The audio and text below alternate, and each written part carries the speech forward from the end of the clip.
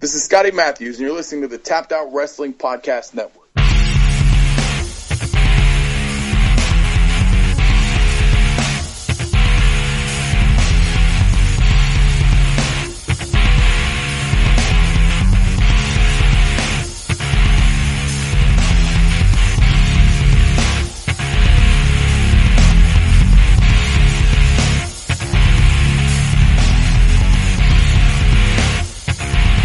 Ladies and gentlemen, welcome to the Tapped Out Wrestling Podcast. I am your host, Nick McDaniel. We have been rolling this all week long. Everybody knows this week is the Great Southern 8 week on the Tapped Out Wrestling Podcast Network. We've been bringing in all of the big guns that they've brought in. Everybody knows Pro Wrestling Ego out in Jackson, Mississippi. They're having this big tournament, and it's a historic tournament, man. It's got a lot of tradition in it. But for 2017, they're bringing in 8. And I say again, 8 of some of the best talent in the country. And they're going to just load this card up, man. And we're going to get into the details of where you can find the show and everything. But, man, for now, I'm going to bring in one of the big guns in this tournament. And that man is the one and only Scotty Mathews, who's going to be representing North Carolina in the Great Southern 8. Scotty, how's it going, buddy? Good. Thanks for having me. Oh, it's our pleasure, man. We this tournament, first and foremost, it's a really big deal, lots of tradition and all that good stuff. So let's kind of plug that first, and then we'll get to know Scotty Mathews a little better. The Great Southern 8, man, has been a pretty big deal for, a few years now, where there's some big names come through here. First and foremost, how did you get hooked up with Pro Wrestling Ego and the Great Southern 8? It was, a little over 2 years ago, they reached out to me to come and do a show down in Forest, and from there, that's kind of where the relationship began. But it was one of those, hey, you want to come to Mississippi and wrestle? And it just kind of all sparked from there. Obviously, I had to take some time off. Like I said, we can talk about that later. But I think this year's Southern 8 invitation just kind of came off of communicating and letting people know, hey, I'm back and I'm ready to go. Well, let's go ahead and jump into some of that. I know you just mentioned, you've got a really, really interesting story. So let's backpedal up a little bit, and let everybody know, kind of a little bit about Scotty Mathews as far as, let's do obviously how you got into the business and all that good stuff. But then leading up to, your interesting story that we were just talking about a little bit off air. Well, how did you get into this even to wrestling begin with, by the way? I mean, how did that even start? So kind of interesting, I guess. My mother was 15 when she had me. I was adopted when I was 3 years old. My adopted parents didn't really get along, and it kind of led to some interesting situations growing up as a young kid. But I remember sneaking and watching old NWA stuff, Stampede, a lot of Portland wrestling as a kid. But I would sneak this little black and white TV underneath my bed covers and turn the volume all the way down. And I'd watch wrestling all the time. And I always said, just like kids go, hey, I want to be a firefighter, I want to be a police officer. Wrestler, being a wrestler was one of the things that always was right there. And I guess when the opportunity presented itself, it was a no-brainer. But, throughout my early years and teens and stuff like that, really interesting situations. Ended up joining the Army out of high school. Spent 9 years in the Army, and when the opportunity presented itself to either continue in the military or take the chance and step out, and instead of going what if or I wish I would have, I found a wrestling school here in Fayetteville, North Carolina, and I started working with them. And through that, I met C.W. Anderson, ECW original, 01 in Japan. And he completely retrained me from scratch. And pretty much from there, it's been that's the best way I can tell how I got into wrestling. I watched it as a kid. I snuck and watched it. And when the opportunity presented itself for me to jump into that opportunity or to take advantage of it, I went ahead and found the right place to train. And here I am. Well, curiosity, since we're kind of in a similar age range, I always kind of ask this question because, when I get the younger guys on, it's like, oh, they talk about this guy, and it's like, oh, yeah, they're young, I can tell. but being in the same wheelhouse as as me, and you're in kind of that same age bracket, kind of what were the guys when you were watching? And by the way, obviously being back in that age frame, we're talking back in the territory days, which is a little bit different than, what most people were used to. Kind of who were your guys? Like, who was your go-to guy back in the day? Man, I've always liked Piper, Billy Jack Haynes. Of course, he was a Northwest guy. Guys like Steamboat, Tito Santana was one of my favorite. Ronnie Garvin, Sting, like early Sting. Anybody that could just get on the mat and go. Obviously Macho Man, guys like that. Was that Mid-Atlantic area, was that kind of, because I mean that's obviously your area that you grew up in. Was that kind of your wheelbase? Well, no, I actually grew up in the Pacific Northwest, up in Washington. Gotcha. I ended up in North Carolina because my last duty station was Fort Bragg.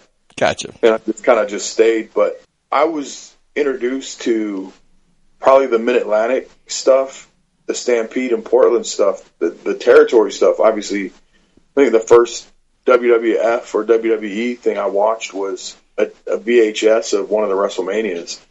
So that came afterwards, and obviously there was a little bit more character-based and wasn't so much wrestling as it was wrestling, as they like to call it. But, yeah, I definitely think that Mid-Atlantic style had a huge impact just because that was some of my first experience with actually, like, seeing the visual product.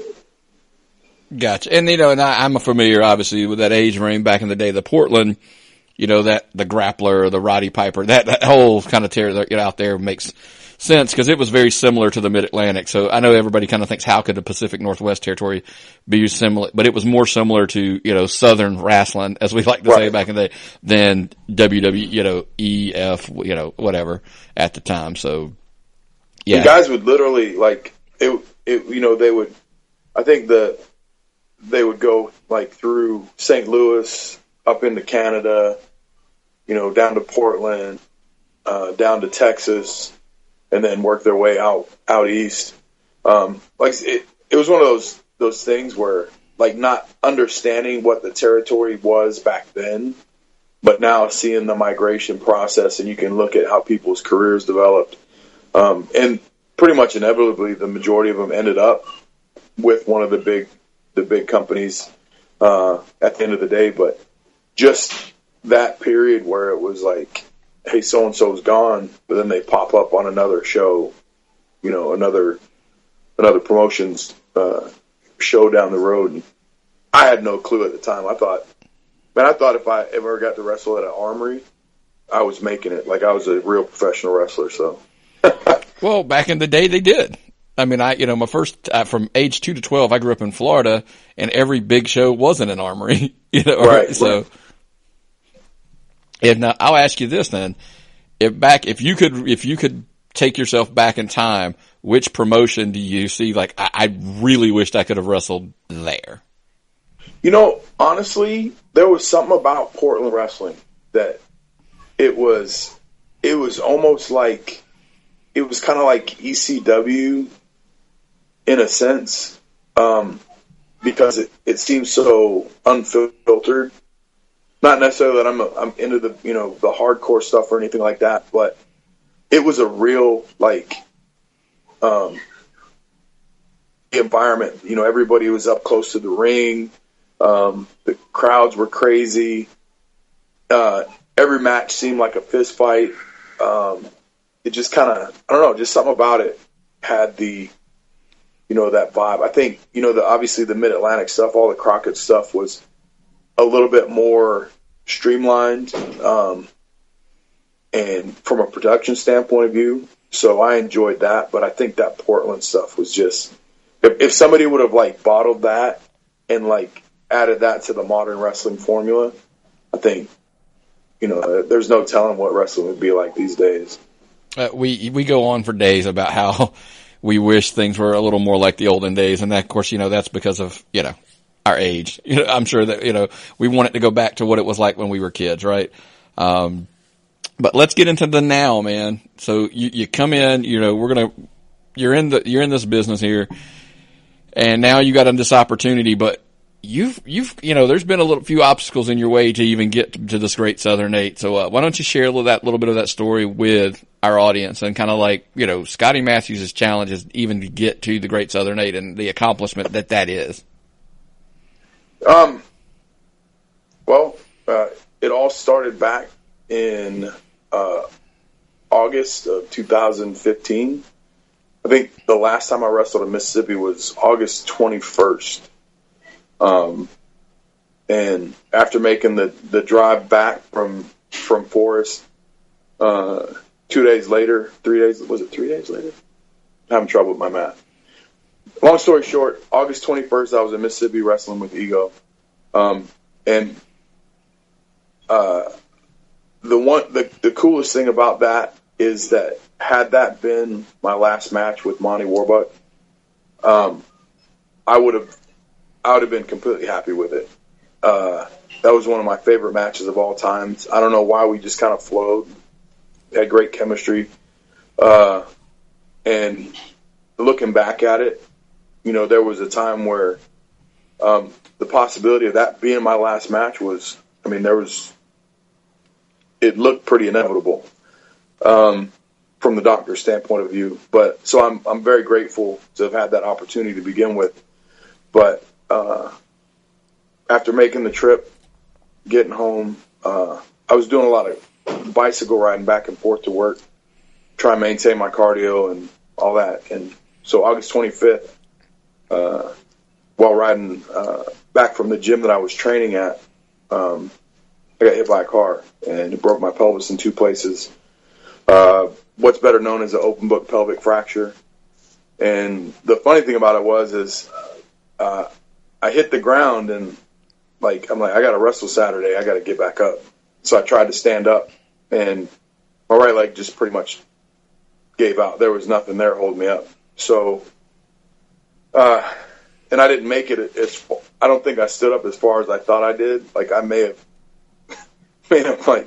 almost got to a crawling position before I realized that there was no way it was going to happen. So I laid back down, and the first thing I remember is just looking up and just going, God, if you're not going to do something amazing with this, just let me get up, because we're wasting time. And plain as day, just lay there, I got you. And the next thought that popped in my head was I'd made a promise 4 years prior to that where I said, I've wrestled, all this time, and it's always been about me, about making a name for myself and making myself famous. And I realized that really wasn't what it was about for me. And so, in that process, I made a commitment. I said, no matter how much it hurts, I'll serve you. And so I spent 4 years using ministry, or using wrestling as a way to minister to people, as a form of outreach and share faith with people. So here I am laying in the middle of the road, and it brought me back to that 4 years prior, making that commitment. No matter how much it hurts, I'll serve you. And so here I am. I actually have opportunity to keep that promise. And so that kind of that was the beginning of the resolve. Okay, I'm going to be okay. I don't know what's wrong with me right now, but I'm going to go to the hospital. The doctor's going to look at me. They're going to figure it out, and then we're going to get back to business. And obviously, I'd never broken my pelvis before, so I had no idea what that felt like. So I didn't know what was wrong with me, but I knew enough from my military training that there was definitely something not in the right place. So the first guy that came to me where I landed in the road, I told him, I said, hey, tie my legs together. I think something's wrong. And fortunately, when I got to the hospital, that was one of the things that they said was because of where the major arteries run through your legs is right in that area. And most guys don't even make it to the hospital. They bleed out with an injury like that because it's so close to the major arteries. It's basically like a 4 in 10 mortality rate. So 4 out of 10 people that have a situation similar to mine don't even make it. So I was blessed enough to be one of the 6. But to get to the hospital, and I spent several hours here in Fayetteville at the local hospital before finally they said, hey, we can't do anything for you here. We're going to life flight you to Chapel Hill. And so they waited a little while longer, and the life flight hospital or helicopter was out. So they're like, well, we're going to have to take you in an ambulance because we've got to get you there. So they put me in an ambulance, and it was a little over an hour ride in the ambulance. Made it to Chapel Hill, spent the rest of the night going through x-rays, MRIs, and they still couldn't give me any kind of like medication because they were still waiting to clear my spine, still waiting to see if I had any like brain injuries or anything like that. And so it was one of those situations where it's just like, just a little bit longer, we're going to be okay, we're going to be okay. And then finally, the next morning, the doctor came in and said, hey, we found a puncture in your bladder also, along with a lot of internal bleeding. We're going to go ahead and put you back together. So they went in, they fixed everything. They actually fixed an old hip injury that I'd ignored for several years at the same time. That had I not broken my pelvis, I would have just kept dealing with or whatever. And so I ended up coming out from that standpoint of view a little bit stronger than before. But after I was in the recovery room, the doctor came in and said, hey, I put you back together, but here's the thing. If you walk again, it will take at least a year. And my tag team partner was there with me. Lodi came up and sat with me in the hospital during that time, and he said, well, Doc, I know he's not going to ask, but how long before he can wrestle? And the doctor said, never, he's done. And I'm like, hey, I'm right here. You're telling me I'm never going to wrestle again. Okay, that's just fuel for the fire. And I looked at him and I said, so you said it could take at least a year for me to learn how to walk again. And he was like, yeah, if you walk again. And I said, well, how long of a head start do you have? Because I'm ready to go. And he said, well, you can't do anything for 3 months. So for 3 months, I played by the rules and did everything I was supposed to do. Didn't put any weight on it. Didn't put any pressure on it. So at my 3-month checkup, we did the weight test, and the x-rays came back, and it was fused enough to where they said I could go ahead and start trying to walk. So they told me I needed to use the crutches for a while, though, until I can kind of get used to the whole process again. And as soon as they let me get out of the wheelchair, my first thought was I need to get back to work. So I called the gym that I was working at and made arrangements to start taking some of my old clients back. And like, hey, if I got to hobble around the gym on crutches or whatever, I need to get back to work. So I went back to the gym, and I think it was like the first day I went back to the gym, and one of the ladies that was a regular at the gym, she looks at me and she goes, what are you still doing with those crutches? I said, well, they just cleared me. I'm supposed to, try and use them until I can, get the hang of walking again. She goes, well, I'll give you a week to get rid of those things. And I said, well, shoot, give me 3 days. And she's like, okay, bet. Well, I went home that night, and I said, you know what? I said, what am I going to wait 3 days for? Let's just do it today. And so I put the crutches down, and I actually did a video of like my first steps where I walked down my hallway. And I can't remember where I put it. It might have been on Facebook somewhere, but I just titled it, Walking in Faith. And it was literally me taking my first steps unassisted. I walked down the hallway.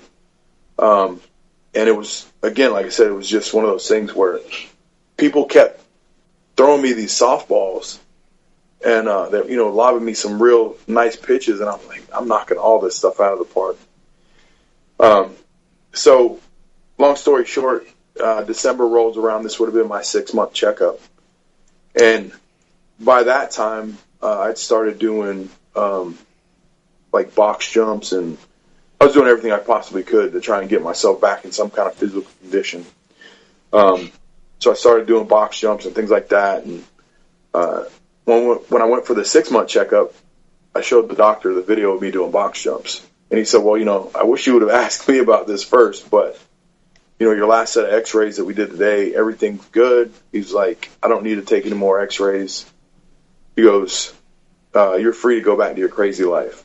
So I went from if you walk again to at 6 months, the doctor's saying, okay, if you want to start wrestling again, you can start wrestling again.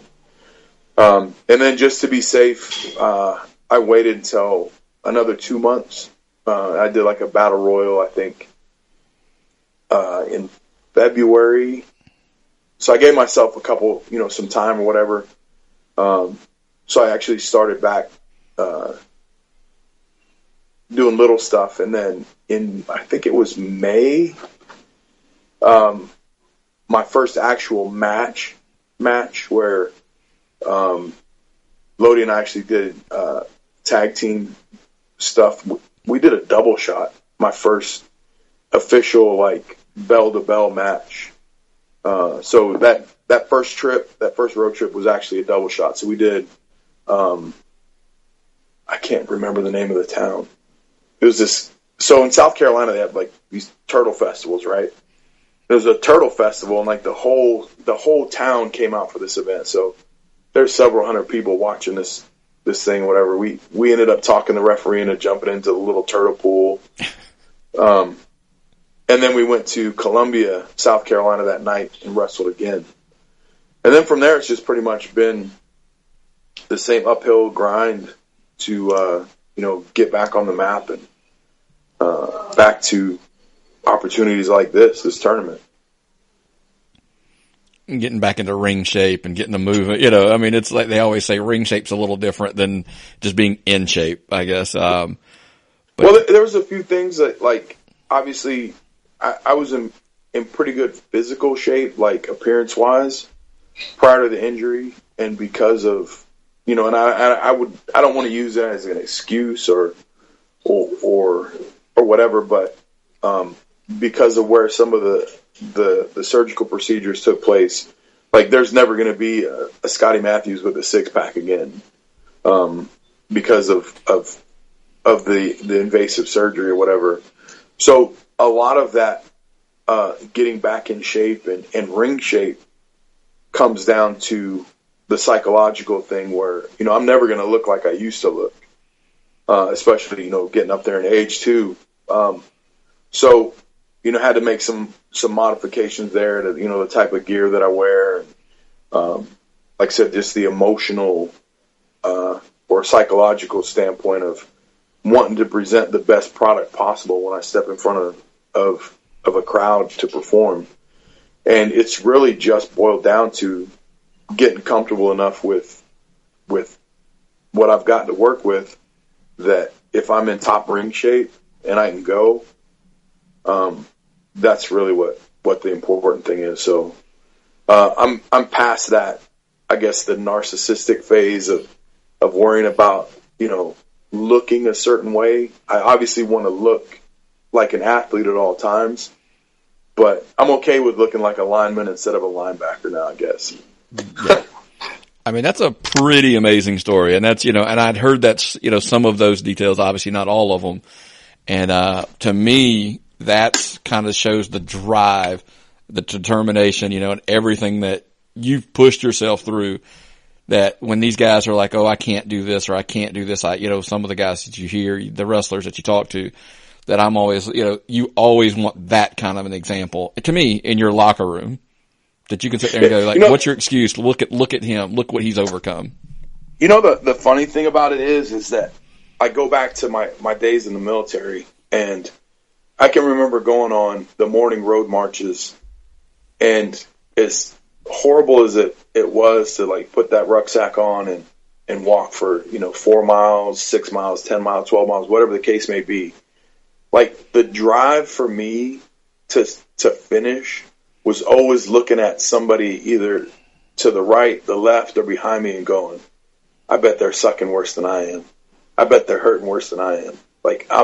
And so that it was always a drive, to accept whatever pain that comes with whatever you're doing, but always keeping in mind that, hey, somebody somewhere is either in a worse situation than you, or a worse physical, whether it's physical, mental, spiritual, whatever the case may be. And obviously you don't want to prey on stuff like that, but when it comes to having a competitive side, I think that's always been a drive. Like, hey, somebody has to be hurting worse than me. If we're doing the same thing, the guy next to me probably thinking about quitting before I do. And like I said, it just goes back to the military. And even in the locker room, there's so many guys that don't look like they could win a fight. And that's not knocking anybody, and there's guys that have years and years of training that no one really knows about that translated over into the wrestling business. But I think that's the key thing is, when you walk in the locker room, whether it's a good guy or a bad guy, you want to look at that guy and go, now he looks like he could win a fight if he had to really get into one.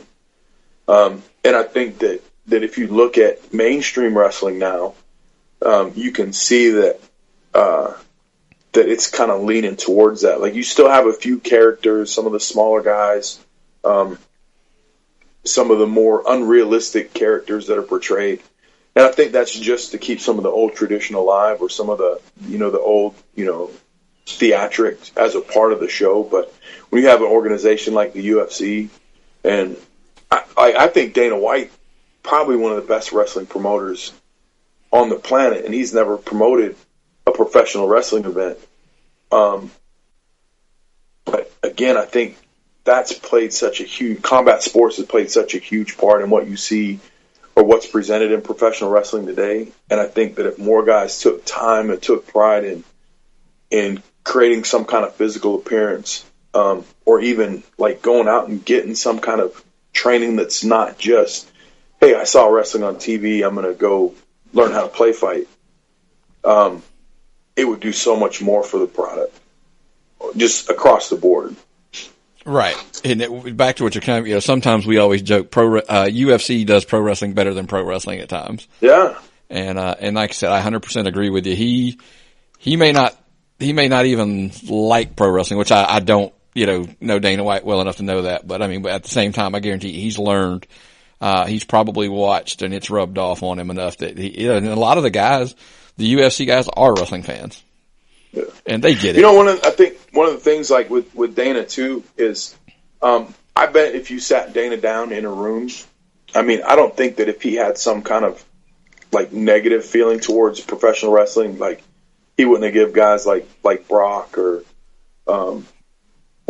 Punk opportunities like that. So I wouldn't be surprised if he is a fan. Obviously he has a product that he has to protect and promote. So, he's going to do what he has to do, but just his work ethic alone. And I think it was, and I know this is a totally different world, but take Chael Sonnen. He's a huge wrestling fan. Mm-hmm. He did an interview and he was talking about how Dana called him 4:00 in the morning and talking about something that was coming up, some event or whatever. And Chael was like, Dana, it's 4:00 in the morning. Call me later. And Dana, his response was, oh, my bad. I'm sorry. I thought it was only 2:00. And so just, seeing people with that kind of hustle and that kind of drive and determination, whether it's behind the scenes or center stage, like I said, there's so much that if we get outside the bubble that we call professional wrestling, and understand that, it's a quote that's been, you've probably heard it more times than not, art imitates life. And if more promoters and more promotions, more talent looked at using life as an art as opposed to just trying to be something that they're not. Again, I think the sky's the limit for professional wrestling. Everybody says it's, the death toll's ringing or whatever, but I think that it's one of those things that I don't think it'll ever die. It's always going to be that roller coaster ride. Mm-hmm. But I think it takes more participation on all sides in presenting a pure or a more realistic product. And that goes back to something, and this will actually bring us back to where we're heading here, is one of the things I've always said is some people are saying the death bell's ringing for pro wrestling. I agree. I actually disagree and tell people I think that wrestling is about to either, I think it's already entered into it, but it's heading for a big boom.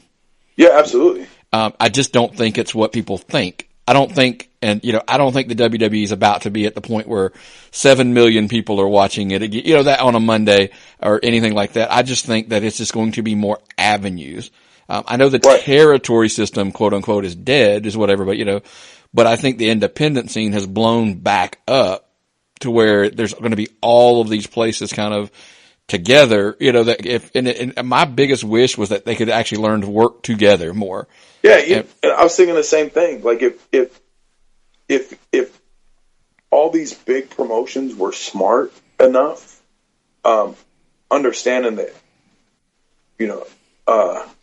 we use ego in a different term, not the promotion, but just ego as a frame of mind or like a personality trait. If guys would just put their egos at home, leave them at home and work together, I think that's the only thing that's really stopping there from being a new territorial system, is because you have so many fly-by-night promoters that are just worried about making a buck and moving on. Or, hey, if I have a great show, awesome. If I don't have a good show, I'll just find somebody else to bring in. Maybe the next time I'll get lucky. But if maybe wrestling was more regulated, and not just from a monetary standpoint so that the state's making money off the business, but regulated from a standpoint where, very similar to the old NWA, the commission and the board, you get rid of some of the outlaw promotions and you have an organized board that sits down and goes, okay, these are the do's and don'ts. Very similar to like running street gangs. When the leader of this gang gets together with the leader of this gang, like, hey, here's the line. We're not going to cross it. You don't cross it. And here's, the repercussions. Or, hey, let's work together over here. And I don't want to use gang violence as a positive tool or mechanism, but it really just boils down to a business sense. Well, back in the day, the territories were compared to the mob. Right. They all had their areas and they all worked together, in the sense of, we're going to let you kind of have your area. We'll take our area and we'll all just kind of behind the scenes have the big table at the Italian restaurant where we're kind of pulling all the strings, but everybody can be successful. And I've even mentioned, like, I've had conversations with promoters who are literally 30 minutes apart and they share the same thing. Guys are working both shows. I'm like, have you ever thought about doing like a 2 or 3 part series? But, like these two guys wrestle over here and then, the story continues over in this, and then back and forth and you trade off. The payoff is at your promotion this time, but then the next time it's at this guy's promotion. Right. And, because then people are like, oh my God, we have to go to this show and this show, and then you're they're following the story where it's just not we show up on a Saturday and we're going to get some, 7 randomly thrown together matches. I said, you can start building and the people get invested into into the guy's story that's running. Well, so one of the things that, like, if you look at, that promoter's ego or mentality, it's, you have Vince McMahon and, Vince does walk down the ring, and a lot of promoters visualize themselves as that guy. And that's a huge part of why guys don't do it. If you think about it, like, I have enough money to run one show a month. But if I partnered with that guy 30 minutes away, we could pool our resources. I can help him promote. He can help me promote. And now you've got 2 revenue streams. and again, like I know this isn't an economics class, but there's so many benefits to people working together, promoters working together, especially when you don't have the resources or the tools to go up against the big machine. Like at the same time, if you're not in the promotion business or you're not in the professional wrestling business to make money, I don't think people that lose money to wrestle are professionals. And unfortunately, I say that I sound like a hypocrite because I've lost quite a bit of money wrestling, but I've also learned over time of how to make the most of it. And it's definitely having a professional or a business mindset going into it. It makes it so much better. The product is better. But again, like I said, people have their own intention. Like in every walk of life, people do things for their own reason. You can do the same job. Like, I talk about personal training because, that's my other area, and obviously now I'm managing the gym, but you have a personal trainer. Like I got personal trainers on my staff where I got a trainer that is all about helping people and gets an immense satisfaction out of like helping somebody reach their fitness goals. And then I've got another trainer that just like to be a trainer, so they have a free gym membership and a place to work out. So again, it's the same business. They both get paid to do what they do, but their goals or their aspirations are completely different. And I think that comes down to wrestling as well. Like, just don't use it as a hobby because it's still a professional art form, and it's, again, it's a professional, it's a business. So, well, the definition of being a professional is somebody who's getting paid to do it. Yeah, right. That's kind of like you said. Otherwise it's just a hobby. You're just jumping in on a weekend. I'm going to work a match just so I can say I'm a wrestler, kind of thing. Right. But back to your working together, that's kind of how, from speaking with Jay, that's how Pro Wrestling Ego came together. Originally it was two promotions and they just kind of pulled their resources together. So it's kind of one of those pluses that when I do talk to people about Pro Wrestling Ego, is that's kind of how, it even got to be. So they got it. They understood that they were better off to, working together than being just kind of like, let's compete with this guy. Because let's be honest, I always tell people all the time, no one's taking Vince McMahon and WWE down. The only thing that will ever cause WWE to go away is the WWE. Right. So stop competing with them and be the best be the best promotion you can be and get your piece of the pie, because the pie is a big pie, in my opinion. And, you're not going to take down, don't try to bankrupt one, because there was a company once that tried that and it didn't work out for them very well. Right. So, right. But now let's jump back to Pro Wrestling Ego. So now you're in here and we're talking the Great Southern 8. Let me give a little bit of the details here. It's the 2017 Great Southern 8 tournament. It's November the 11th. It's at the Hideaway in Jackson, Mississippi. Bell time is 7 p.m. And now here's the crazy part, guys. We've already mentioned it.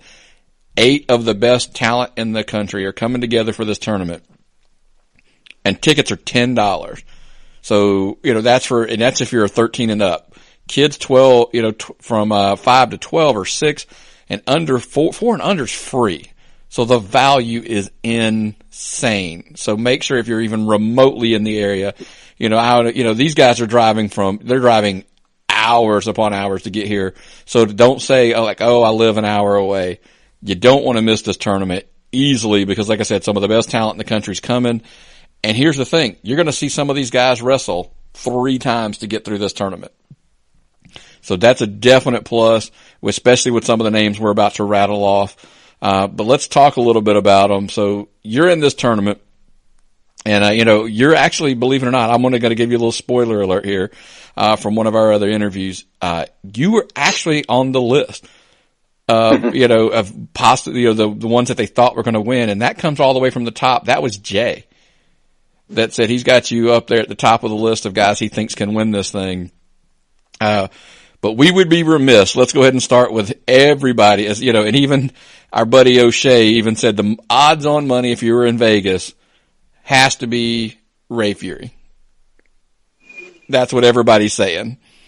So what's your take on Mr. Fury and, his odds of, and I know obviously you'd be insane not to bet on yourself.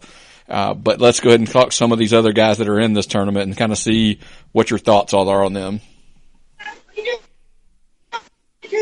Man, I mean, I think the key to winning a tournament like this isn't about, like, it all boils down to mentality. We got some younger guys that are involved in this thing, and some of them are going to be worried about showcasing their skills and their abilities. And there's nothing wrong with that. But, you take somebody that likes to fly and you put them in there with somebody that likes to brawl. Here's the thing. You can only outquick so much. You can only outrun somebody so much. And if the brawler can ground the flyer, then the flyer's odds are by far limited. I think that, like I said, there's some great young talent, but man, honestly, I haven't thought about anybody else winning. I mean, like I said, my goal, coming to Jackson, Mississippi, isn't to participate. My goal coming to Jackson, Mississippi, is to come back with the trophy.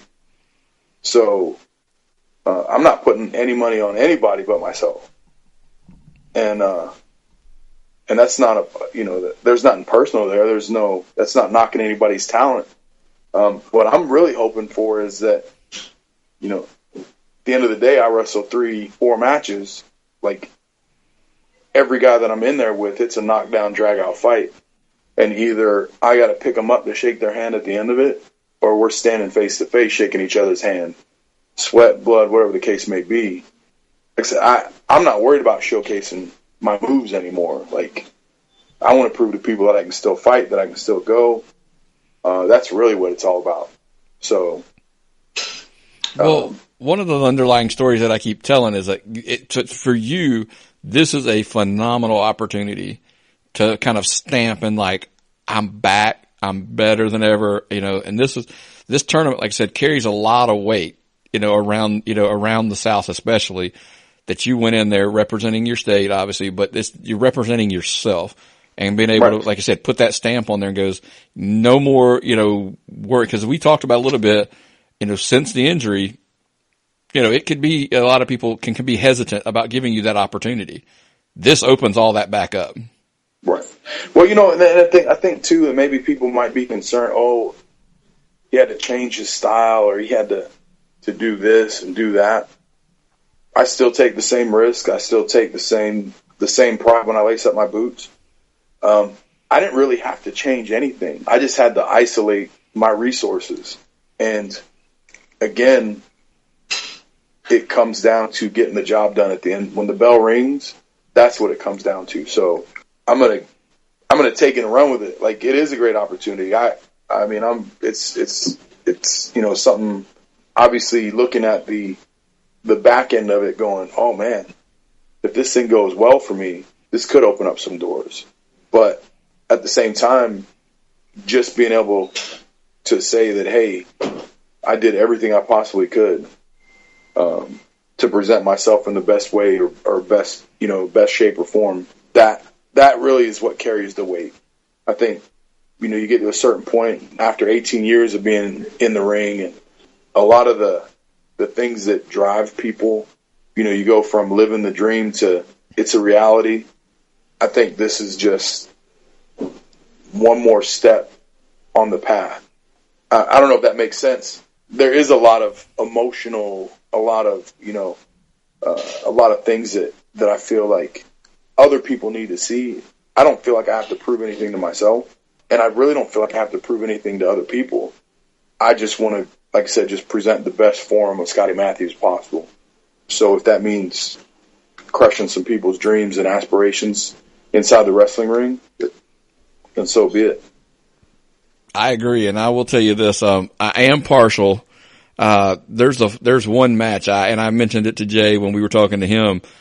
I said, look, I know I don't know if the tournament brackets have been drawn up or anything, but there's a match that I really want to see, and that's that's Scotty Mathews and not that O'Shea Edwards guy, because that's just going to be a brawl. Those two are just going to throw hands, and that's the kind of fight I like to see. You know what I mean? Versus, you know, when we know we've got your, you know, Corey Constantine and Ray Fury who like to fly and do all, you know, stuff. But I'm like, some days, just give me the two beasts in the middle of the ring throwing hands like those two.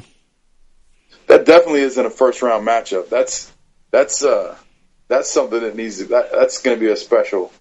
We call it a banger. I would definitely love to step foot in the ring with him and just go toe to toe. You know, that's not knocking him. It's not giving myself any credit. But when you see a guy that you go, man, I can just go toe to toe with somebody.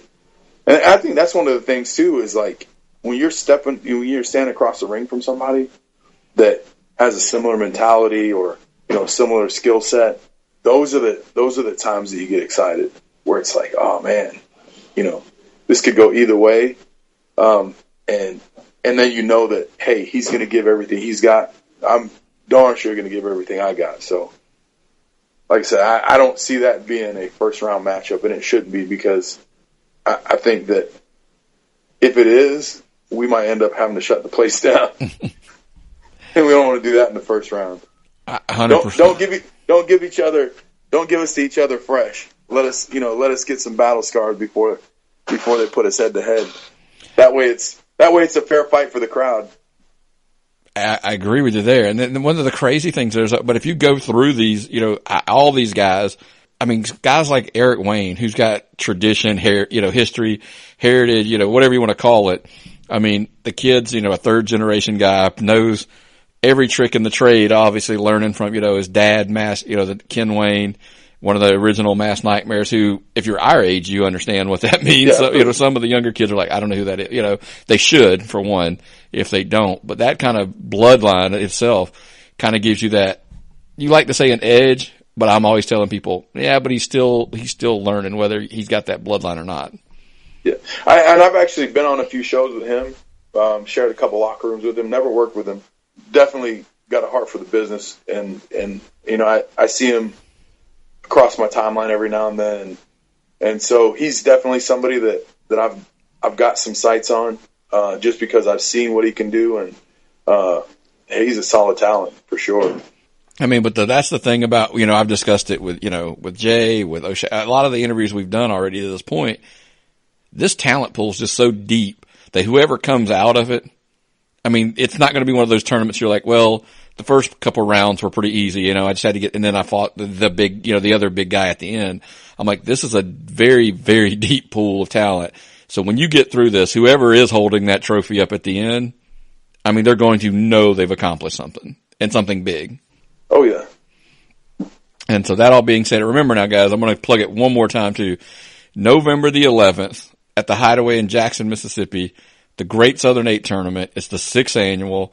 Bell time 7. Tickets are $10 if you're 13 and up. 5 to 12 is 6.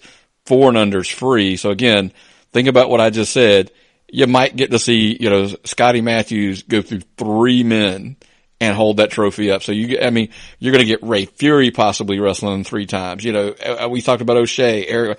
I mean, this again, the talent pool is just so deep, and we haven't even mentioned, you know, Stunt Marshall, who Jay himself considers the dark horse of the tournament that may come in and stun everybody. You know, kind of, you know, that whole hate club, you know, Mr. Hate, whatever you want to call them. Kid's young, kid's got some talent. I mean, I've seen him work a few shows, here in Georgia, believe it or not, and, just phenomenal talent kid. I just can't tell you enough about, you know, how deep this talent pool is, and I'm just so excited about this tournament in general. So, look, I guess this is that moment where I kind of pulled the rug a little bit. You didn't mention Brady Pierce. I'm getting there. Yeah, absolutely. Yeah, Brady Pierce. Oh, okay. Yeah. Okay. All right. Then I digress. Yeah, no, and then because that's the other kid. I mean, I won't lie to you. When we, you know, got introduced to all these guys, I looked and I said, you know, when I looked at him, I kind of made the comment, and it was funny. I made the comment to somebody else, and then when I interviewed O'Shea, we had the exact same comment. It was, if you built a wrestler, you know, like I'm gonna make a wrestler, I'm gonna build him in this. It's almost like this is what one looks like. as far as the physical specimen that he is, you're like, oh, that's what he's supposed to look like. Right. I mean, that's a guy that, another one. And then maybe I was joking with somebody, maybe the luck of the draw is that, we get it where it's 3 brawls to get to the finals, but for somebody like you. You know what I mean? I mean, you gotta beat O'Shea, you gotta beat Brady Pierce, that, and then maybe your first round's like a Bam Bam, or something like that, to where I'm like, you have to fight your way through. And I'm like, that's the kind of, at the end of the day, holding the trophy up, like you said earlier, when you look across the ring and you see somebody kind of like that and you're like, I earned this all the way because I am the better man tonight. Absolutely. And so, I mean, like I said, I mean, to go over everybody, it's just kind of a hard thing to do, but it's such a deep talent pool. But you got. Well, the thing is there's two guys on the list, and that's why I brought up Brady. 2 guys on the list, I put their shoulders on the mat.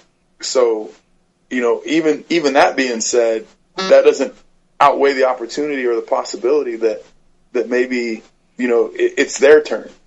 So, again, not taking for granted that I've got victories over 2 guys in the tournament already, it's still, that's still a possibility.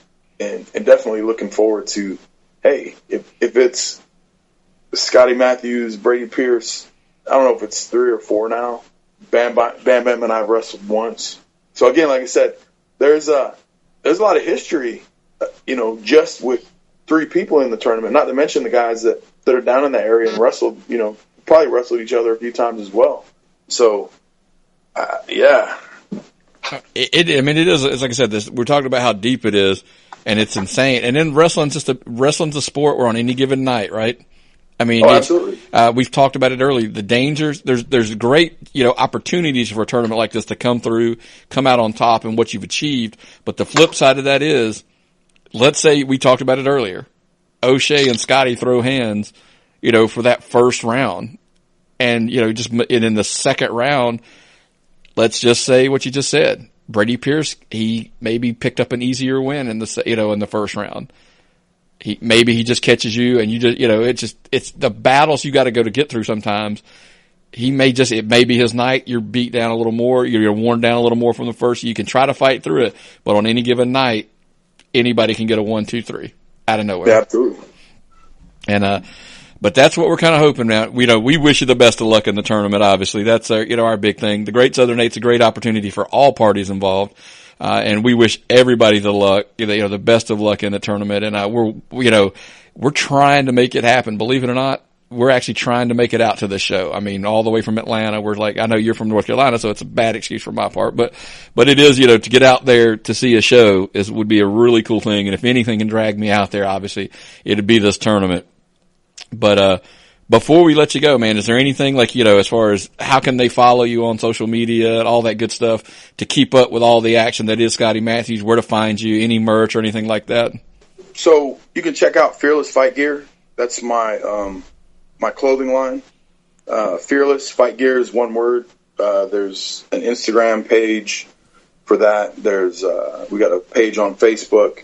You got Scotty Mathews, 1T and Mathews, on Facebook. I'm on Instagram. I'm on Twitter. Honestly, I reserved Twitter for the days when I was on the road all the time. So I don't do a lot of tweeting anymore, but maybe this tournament will give me a reason to start tweeting again. Like I said, Twitter is always kind of like my road girlfriend, in a sense that it was always the easiest way to let people know, hey, we're in this town, or hey, I'm going to this place, or whatever. Facebook, obviously, do a lot of posting on Facebook. A lot of my stuff lately has been for the fundraisers and charity stuff that I'm trying to do through my gym. So there's a little bit of wrestling stuff on there, but you see a lot of like I said, like fundraising and charity stuff going on right now. Instagram, every blue moon I'll roll through Instagram and post something. Like I said, I just, at one point, like, that was a huge part of how I promoted myself, how I established myself, and in just making sure that all the business is taken care of. Probably need to get back to using those avenues a little bit more, but you can definitely find me. If you message me or whatever, I try and talk to everybody. Whether it's a fan just emailing or messaging me for the first time or whatever. I'm not one of those, how you doing? And then I'll definitely make sure that you feel appreciated as a fan of wrestling. And so, yeah, reach out to me. You got questions for me, definitely. But I am on all the social media aspects. I just need an excuse to use them a little bit more lately. Well, and a great excuse is the Great Southern 8, right? That tournament, it's a good way to, push it out there.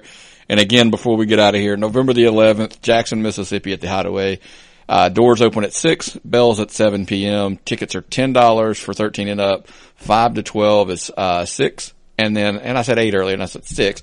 But it's, and 4 and under are absolutely free. You can take the whole family. It'll be a great value. Like I said, you're going to get some great wrestling with 8 of the best independent wrestlers in this country right now, to be honest with you. And definitely, it's a can't miss event. Hopefully I can make my way out there. We're totally looking forward to it. And man, we wish you the best of luck, man. And it's a great story. I mean, and honestly, I tell people all the time, this is the kind of stories that I love, that somebody that, and I'll put it this way, not my words. I'm going to I'm going to take the words that he said. O'Shea Edwards said, there's a lot to be said for a man who looked death in the face and said, not today. I got stuff to do still, and push through it and then come out. And, this tournament is a great opportunity to, make your imprint and say, you can accomplish anything you want to if you put your mind to it. Yeah, absolutely. One thing I got to say, I think that's one of the things that makes standing face to face with O'Shea that much more appealing, is the fact that there's definitely some mutual respect there. So, that just makes it 10 times more intriguing, when you have respect for the guy you're standing across the ring with. So, I got to say, I do appreciate him for that. But, brother, when we got to bang it out, let's leave it all in the ring. Yep. And I have a feeling if you guys cross paths, like I said, the respect will be there. But both of your styles, hands are going to fly. That's going to, it's going to be absolutely. So, well, buddy, we wish you the best of luck, man. And, hopefully if we do make it out there, we can, meet up face to face and shake your hand. And, like I said, man, we really, really admire, the comeback that you've done. And I mean, it's a great story. And I'm glad to see those type of stories, instead of being the other way around. So I appreciate that. Thank you. All right, buddy. Take care now. All right.